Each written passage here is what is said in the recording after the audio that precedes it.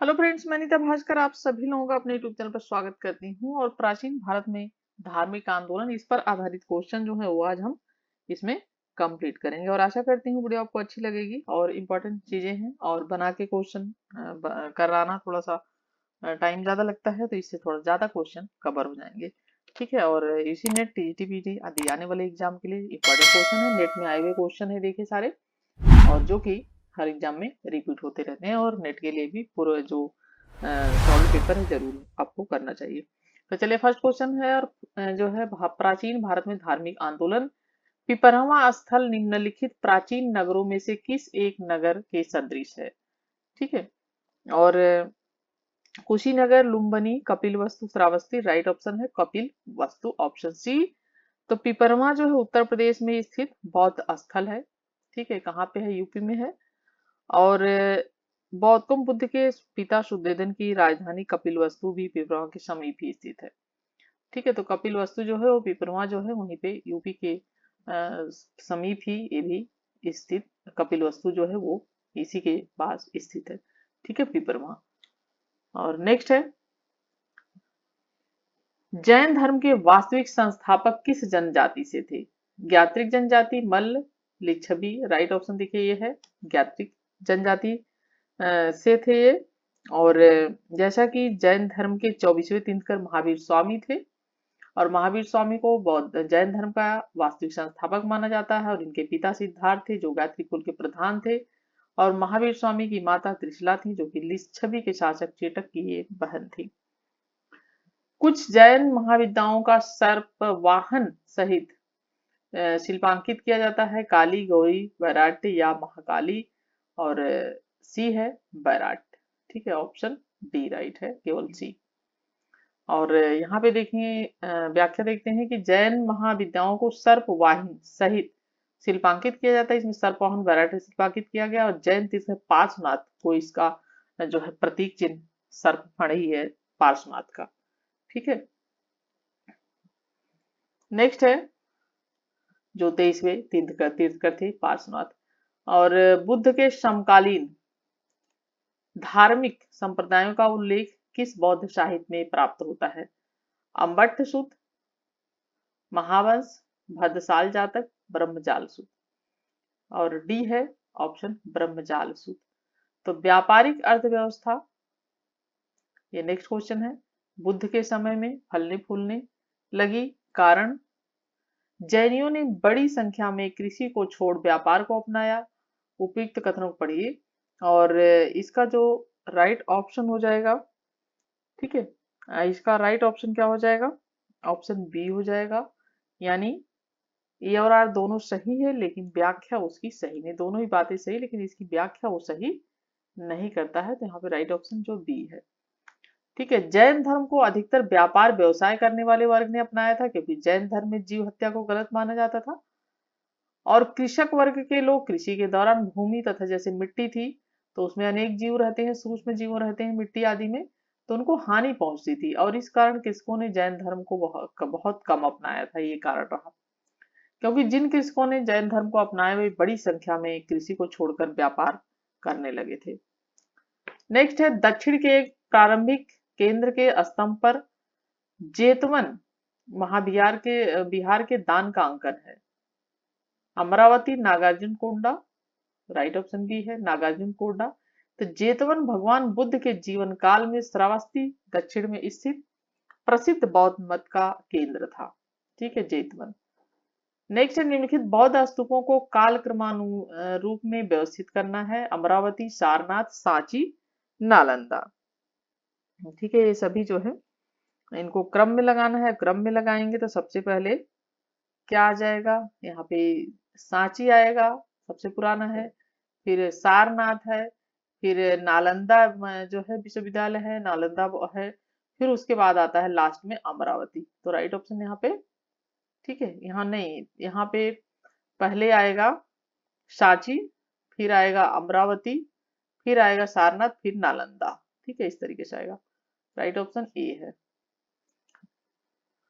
और जैसा कि सम्राट अशोक को 84,000 बौद्ध स्तूपों का निर्माता माना जाता है, और सांची का महान बौद्ध स्तूप सम्राट अशोक ने 3री शती ईस्वी पूर्व में बनवाया था और अमरावती आंध्र प्रदेश के गुंटूर जिले में है और प्राचीन नाम इसका धान कटक मिलता अमरावती का। ठीक है, और ऐसा प्रतीत होता है कि अशोक ने यहाँ भी एक स्तूप का निर्माण करवाया था, अमरावती में भी। और सातवाहन काल में यहाँ महास्तूप का निर्माण हुआ जिसे महाचैत्य भी कहते हैं। और 200 से 250 ईस्वी तक इक्ष्वाकु वंश शासकों का कला का प्रभाव भी इस पर पड़ा और गुप्त काल में सारनाथ का धमेग स्तूप इंपॉर्टेंट है का निर्माण किया गया था गुप्त काल में, और यह ईंटों से निर्मित है। और नालंदा विश्वविद्यालय का स्थापना कुमार गुप्त प्रथम ने की थी।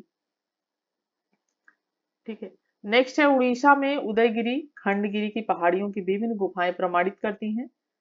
उड़ीसा में दीर्घ काल तक जैन धर्म का अस्तित्व था, इसलिए राइट ऑप्शन ए हो जाएगा। 2015 में आया हुआ क्वेश्चन है। तो उदयगिरी और खंडगिरी उड़ीसा के भुवनेश्वर के समीप स्थित दो पहाड़ियां और इन पहाड़ियों में पुरातात्विक एवं धार्मिक महत्व की गुफाएं हैं। और उदयगिरी में 18 व खंडगिरी में 15 गुफाएं हैं और इन गुफाओं में जैन साधु निर्वाण प्राप्ति के समय यात्रा किया करते थे और कुछ गुफाओं का निर्माण जैन साधु द्वारा किया गया और दर्शाते हैं कि उड़ीसा में दीर्घ काल तक जैन धर्म का अस्तित्व रहा था। नेक्स्ट है निम्नलिखित में से कौन सबसे विशाल काय जो है जैन प्रतिमा है? तो यह श्रवण बेलगोला की गोम्बद की जो एकाश्म प्रतिमा है, ठीक है, वो सबसे जो है विशाल है यहाँ पे श्रवण बेलगोला की। ठीक है, और श्रवण बेलगोला कहाँ पे है? कर्नाटक में है वो स्थित। ठीक है, वो कहाँ पे है? कर्नाटक में। ठीक है, और गोमटेश्वर प्रतिमा, और इसका निर्माण गंगा मंत्री सेनापति चामुंड राय ने करवाया था। किसने करवाया था? चामुंड राय ने। ठीक है, और इसकी ऊंचाई लगभग 57 फुट। ठीक है, 57 फुट है और विश्व की स्वतः रूप में खड़ी प्रतिमाओं में से एक मानी गई। नेक्स्ट है निम्नलिखित में से कौन बौद्ध स्थापत्य कला का भाग नहीं है? डी है अंतराल, यानी अंड छत्र मेधी, ये बौद्ध स्थापत्य कला के भाग है। डी नहीं है अंतराल। अंतराल मंदिर निर्माण में गर्भगृह और मंडप के बीच स्थान को कहा जाता था। किसे कहा जाता था? जो मंदिर का गर्भगृह होता था जहाँ पे मूर्ति की स्थापना की जाती थी, वो गर्भगृह कहा जाता था। और यह अंतराल अधिकांशतः उत्तर भारतीय नागर शैली में देखने को मिलता है और इसे कोरी मंडप भी कहा जाता है। और भारत में खजुराहो के जो कंदरिया महादेव मंदिर है, वहां पे दक्षिण भारत के चालुक्य वास्तुकला निर्मित मंदिरों में मंडप और गर्भगृह के बीच जो अंतराल देखा गया उसी वही है। तो अंतराल बौद्ध स्थापत्य कला का भाग नहीं है। ठीक है, नेक्स्ट है निम्नलिखित स्मारकों में हीनयान काल का सबसे विस्तृत में विकसित चैत्यगृह कौन सा है? तो यह है कार्ली। ठीक है, कार्ली की गुफाएं महाराष्ट्र में है और प्राचीन बौद्ध गुफाओं का समूह, और कार्ली की गुफाओं का प्रवेश द्वार धनुषाकार है और यहाँ एक भव्य चैत्यगृह है और सबसे बड़ा सुरक्षित दिशा में है और यहाँ के स्तंभों पर बुद्ध की मूर्ति भी है तथा अनेक लेख भी उत्कीर्ण किए गए हैं। नेक्स्ट है जैन कल्पसूत्र की सबसे प्राचीन चित्रकारी में से किन क्षेत्रों से संबंधित थी? मालवा गुजरात, मालवा जौनपुर। तो राइट ऑप्शन यहाँ पे बी है और 2018 का क्वेश्चन है ये। तो कल्प सूत्र नामक जैन ग्रंथों में तीर्थंकरों का जीवन चरित्र वर्णित है और कल्प सूत्र के जो रचयिता है वो भद्रभाव, इंपॉर्टेंट क्वेश्चन है, बार बार पूछा जाता है। और जैन कल्पसूत्र मालवा और जौनपुर से संबंधित है। नेक्स्ट है गौतम बुद्ध के शारीरिक अवशेषों पर निम्न स्थल पर शाक्यों ने स्तूप बनवाया था जिसका समर्थन पुरातात्विक साक्ष्य करते हैं। पिपरहवा, तो पिपरहवा प्राचीन बौद्ध स्तूप है जहां से बुद्ध की अस्थि मंजूषा प्राप्त होती है और यहाँ पुरातात्विक स्थल खुदाई के लिए जाना जाता है और यहाँ विशाल स्तूप के साथ साथ खंडर के अवशेष भी मिले हैं जो कि यूपी में है। नेक्स्ट है परमार्थ चीन में 20 वर्षों से अधिक रहे और वहां उन्होंने 70 बौद्ध ग्रंथों का चीनी भाषा में अनुवाद किया। वे कहाँ के थे? राइट ऑप्शन उज्जैन है। तो परमार्थ 47 वर्ष की अवस्था में सन 546 ईस्वी में चीन गए थे और 269 ईस्वी तक वहीं रहकर बौद्ध धर्म का प्रचार करते हुए अपने शरीर का त्याग किया और उन्होंने अनेक बौद्ध ग्रंथों की रचना चीनी भाषा में अनुवाद किया। निम्नलिखित में से कौन जैन भिक्षुणी बनने वाली पहली महिला थी? तो राइट ऑप्शन है चंदना थी जो है जैन भिक्षुणी बनने वाली। ठीक है, और जैसा कि 24वें तीर्थंकर तथा वास्तविक संस्थापक महावीर स्वामी को माना जाता है और महावीर स्वामी की प्रथम शिष्या थी जैन भिक्षुणी चंदना। और महावीर स्वामी के प्रथम शिष्य की बात की जाए तो जमाली उनके 2 दामाद थे वो थे, और जो है प्रथम शिष्य जिनका विवाह महावीर स्वामी की पुत्री से प्रियदर्शना से हुआ था। नेक्स्ट है आदिनाथ, मल्लीनाथ, महावीर, पार्श्वनाथ। ठीक है, ये मिलान करने के लिए देखिए बहुत आता है और अभी भी ये आता है। ठीक है, और यहाँ पे देखेंगे तो आदिनाथ ये साण से जो पहले बौद्ध वो जैन वो थे तीर्थंकर, ये आदिनाथ थे। और मल्लीनाथ का आता है घड़ा से इनका वो किया जाता है। और एक क्वेश्चन और आता है मल्लीनाथ के बारे में पूछा जाता है कि स्त्री और पुरुष दोनों, कुछ लोग मानते हैं दिगंबर और जो हैं श्वेतांबर, ये दोनों में से मांगते हैं कि कुछ लोग इन्हें मानते हैं कि कुछ लोग स्त्री थे कुछ लोग पुरुष थे, तो इनके में विवाद चलता है, तो इसलिए इन्हीं के बारे में बात की जाती है। मल्लीनाथ के बारे में ये चीज और ध्यान रखना आपको, अक्सर पूछ लेता है कि उनको स्त्री मानते थे या पुरुष मानते थे, तो किसका कौन है वो, तो मल्लीनाथ थे। इनका घड़े, महावीर का शेर और पार्श्वनाथ का सर्प से। राइट ऑप्शन यहाँ पे बी है। निम्नलिखित में से किन पुराणों में बुद्ध को विष्णु के अवतारों की सूची में सम्मिलित किया गया है? राइट ऑप्शन यहाँ पे सी है, ए, बी और सी, यानी अग्नि, भागवत और मत्स्य। ठीक है, वायु में नहीं। ठीक है, ए, बी और सी। तो यदि बौद्ध ग्रंथों की बात करें तो बौद्ध धर्म के प्रवर्तक जो है गौतम बुद्ध, भगवान विष्णु का अवतार इन्हें कहा गया है। और विष्णु के दशावतारों में नवावतार बुद्ध अवतार माना गया है। अग्नि पुराण, भागवत पुराण, मत्स्य, गरुड़ आदि पुराणों में बुद्ध को विष्णु का अवतार बताया गया है। नेक्स्ट है धर्मशास्त्र रचनाओं के संबंध में निम्नलिखित में से कौन सा वक्तव्य सही नहीं है? और इनमें चार वर्णों सामाजिक जीवन के मानदंडों का संदर्भ था, ये देखिए सही नहीं पूछा है, तो ये बिल्कुल सही है। और इनमें विभिन्न जातियों का संदर्भ नहीं है, तो ये दो है सही नहीं है वक्तव्य। ठीक है, इनमें देश और काल कुल का धर्म संदर्भ है।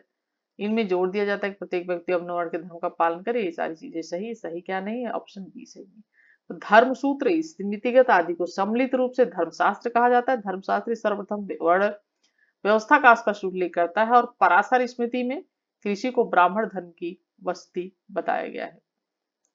अभिकथन और कारण वाला क्वेश्चन है। नेक्स्ट, गौतम बुद्ध पुनर्जन्म में विश्वास करते थे और उन्होंने शाश्वत आत्मा के अस्तित्व को स्वीकार नहीं किया और आलोक में निम्नलिखित विकल्पों में से सही थे। राइट ऑप्शन देखिए बी है और दोनों सही हैं, परंतु इसकी व्याख्या आर नहीं है।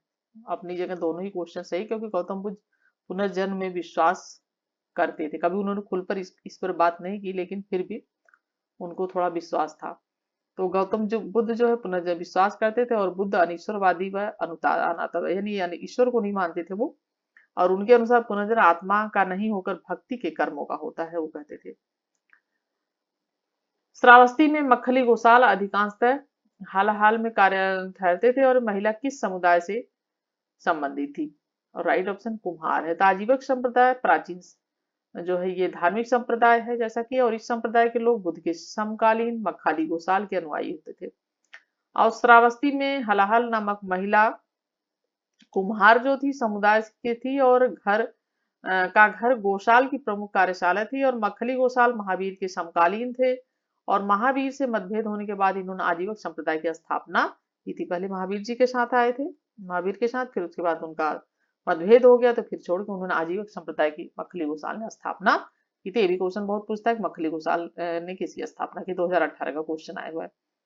बौद्ध संघ में कठिन समारोह संबंधित था वस्त्र वितरण से। 2018 का क्वेश्चन है दिसंबर। तो देखिए बौद्ध संघ में कठिन चीवर दान महोत्सव या कठिन समारोह का बहुत महत्व है। और बौद्ध धर्म में कठिन चीवर दान को अति पवित्र और महादान माना जाता है और इसके तहत बौद्ध भिक्षुओं को विशेष रूप से तैयार वस्त्र दान दिए जाते हैं। ठीक है, दान में दिए जाते हैं। नेक्स्ट है दिगंबर और श्वेतांबर संप्रदायों के मध्य मुख्य विवाद पर निम्न जोर देने का कारण था। ये अनुशासन और कठोर जीवन। ठीक है, जैन धर्म दो संप्रदायों में विभक्त हो गया, श्वेतांबर व दिगंबर। और श्वेतांबर श्वेत वस्त्र धारण करते थे तथा भोजन ग्रहण करना आवश्यक मानते थे, जबकि जो दिगंबर थे वो नग्न अवस्था में रहते थे और ये भोजन को आवश्यक भी नहीं मानते थे। और स्थल भाव के नेतृत्व में मगध में ही निवास करने वाले साधु श्वेतांबर कहलाए तथा जो मगध छोड़कर भद्रबाहु के नेतृत्व में श्रवण बेलगोला चले गए थे कर्नाटक, वो जैन हो दिगंबर कहलाए। नेक्स्ट है निम्नलिखित में से किस धर्म सूत्र में समुद्र स्नान को पतनीय धर्म कर्म कहा गया है? आपतसम, Baudhayana Gautam Vashishtha, right option B है। बौद्धायन धर्म सूची समुद्र सेन को पत्नीय धर्म कहा गया है। और बौद्धायन के अनुसार धर्म तीर्थ यात्रा को छोड़कर बंग, सौराष्ट्र और मगध की यात्रा नहीं करनी चाहिए, क्योंकि वहां के लोग मलेच्छ समझे जाते थे। ठीक है, राइट ऑफ यहाँ पे है 2018 का पेपर। नेक्स्ट है जैन ग्रंथ लेखक हैं, और इंपॉर्टेंट क्वेश्चन देखिए इसमें। ठीक है, कुवलयमाला, उद्योतन सूरी पूछा जाता है क्वेश्चन। और उसके बाद है ये नहीं, कुवलयमाला जो है ये है, हाँ ठीक है, ए का फोर्थ है।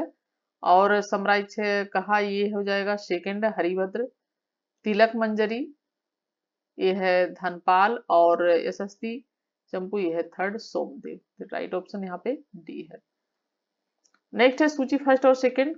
शब्दावली है भद्रक जैन उपासक। ठीक है, भद्रक और क्या है जैन उपासक। और यहाँ पे देखते हैं भद्रक जैन उपासक, फिर है छुल्लक। ठीक है, छुल्लक है दिगंबर मंदिर प्रबंधक। और उसके बाद है श्रावक श्वेतांबर भिक्षु जो धार्मिक दिनचर्या को अच्छी तरह से पालन करते हैं। यति है दिगंबर जैन मुनि की दीक्षा से। और राइट ऑप्शन यहाँ पे ए है, ए का सेकंड है, यानी भद्रक दिगंबर जैन मंदिर प्रबंधक। और बी छुल्लक जो है वो हो जाएगा फोर्थ, दिगंबर जैन मुनि की दीक्षा। और श्रावक हो जाएंगे फर्स्ट, जैन उपासक जो थे। और इस तरीके से राइट ऑप्शन यहाँ पे ए हो जाएगा। नेक्स्ट है आजीवक संप्रदाय के अनुयायियों को किस अन्य नामों से जाना जाता है?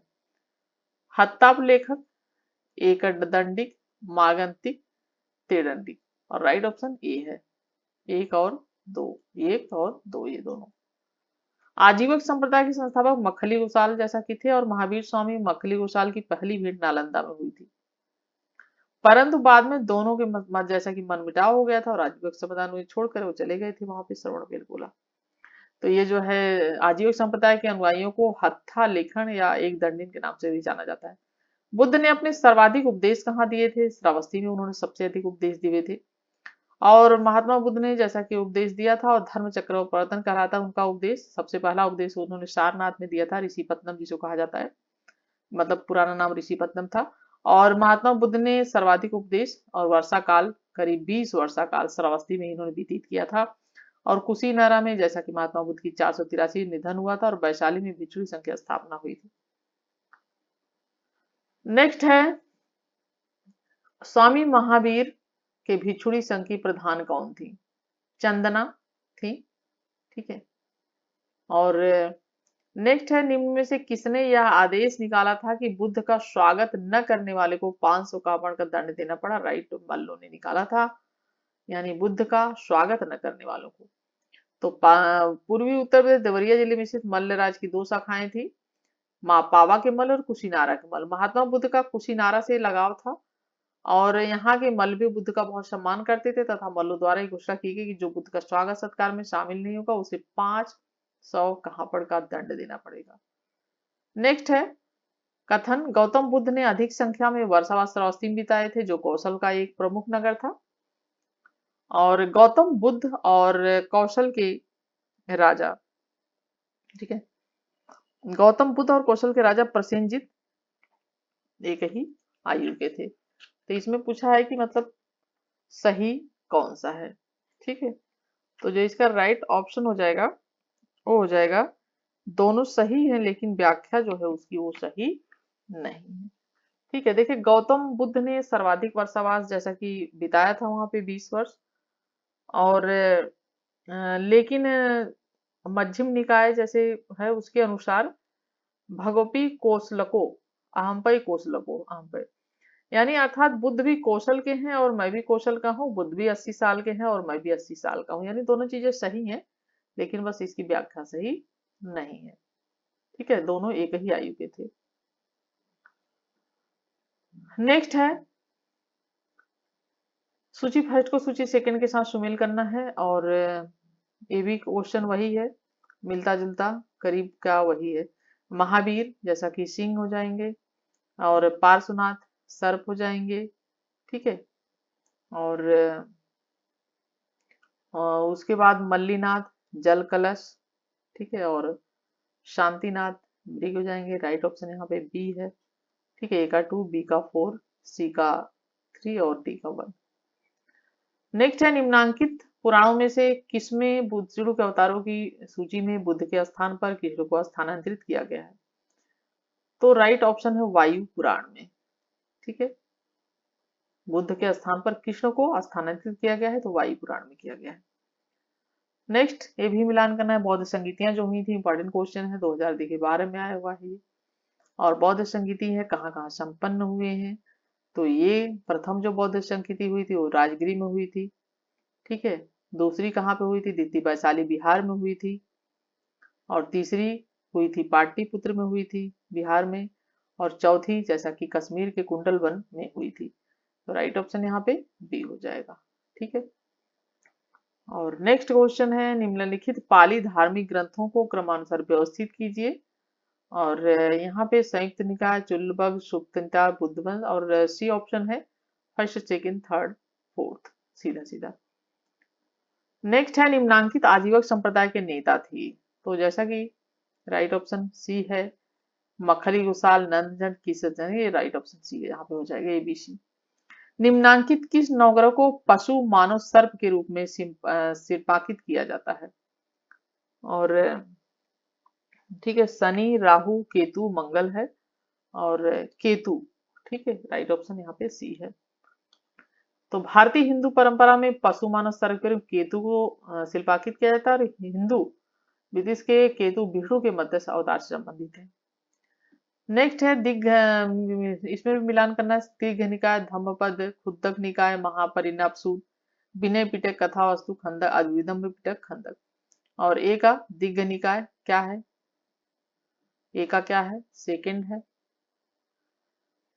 परिनिब्बा सूत्र। खुद्द निकाय ये क्या है? धम्मपद। विनय पिटक खंडक निकाय, अभिधम्म पिटक कथा वस्तु, ठीक है। इस तरीके से इसका मिलान हो जाएगा, ऑप्शन ए सही है यहाँ पे। नेक्स्ट ये भी मिलान करना है। और कमल, घोड़ा, चक्र, स्तूप ये बुद्ध जी के जीवन से संबंधित है और बुद्ध के जीवन घटनाएं हैं। तो यहाँ पे देखिए ए का 2 हो जाएगा। कमल जन्म से संबंधित है। घोड़ा किससे संबंधित है? वो संबंधित है त्याग से, ठीक है। चक्र किससे संबंधित है? वो जो प्रथम उपदेश उन्होंने दिया था उससे संबंधित है ऋषिपत्नम में। स्तूप जो है वो संबंधित है उनके महापरिनिर्वाण से। तो राइट ऑप्शन यहाँ पे बी हो जाएगा। नेक्स्ट है बोधिसत्व का, ठीक है। बोधिसत्व का सिद्धांत संबंधित है, महायान बौद्ध धर्म से संबंधित है ये, ठीक है। आदर्श बोधिसत्व और महायान के सिद्धांत सरल है, हीनयान का 10 हटता। यहाँ देखिए 4 बौद्ध परिषदें आयोजित की गई थी और कुट के उपाय उन्हें क्रम में व्यवस्थित करना है। तो सबसे पहले राजगिरी में हुई थी, दूसरी वैशाली में हुई थी, तीसरी पाटलिपुत्र में हुई थी। तो कैसे हो जाएगा? Second, first, fourth, third, second, ठीक है, फर्स्ट, फोर्थ और थर्ड, राइट ऑप्शन डी है यहाँ पे। तो 483 पुरुष सतपगड़ी गुफा में राजगिरी बिहार द्वितीय हुई थी। 383 ईस्वी में चुल्लबग बिहार या वैशाली बिहार। और बालूग्राम बिहार में तृतीय बौद्ध संगीति हुई थी 251 ईस्वी पाटलिपुत्र बिहार। चौथी हुई थी कुंडलवन कश्मीर प्रथम शताब्दी में। नेक्स्ट है बौद्ध धर्म में बहुजन हिताय बहुजन सुखाय की अवधारणा में लोगों को बहुसंख्या के कल्याण की कामना है और इसका उद्देश्य लोगों की बहुसंख्या की समस्याओं को मिटाना है। राइट ऑप्शन सी है यहाँ पे, ए और आर दोनों सही है। नेक्स्ट है बौद्ध धर्म में मध्यम वर्ग की अवधारणा मानव जीवन में समस्त सुखों को समाप्त करने वाली है, यह अतिवादी विचार को समाप्त करती है। राइट ऑप्शन सी है, ए और आर दोनों सही है। नेक्स्ट है बौद्ध धर्म में उपोषित क्या था? पूर्णिमा और अमावस्या की संध्या पर बौद्ध भिक्षुओं के समागम के द्वारा भिक्षुओं द्वारा लाई गई शुभ थी। देखिए उपोषित बौद्ध धर्म में उपोषित का महत्व किसी विशेष 2007 का पेपर है।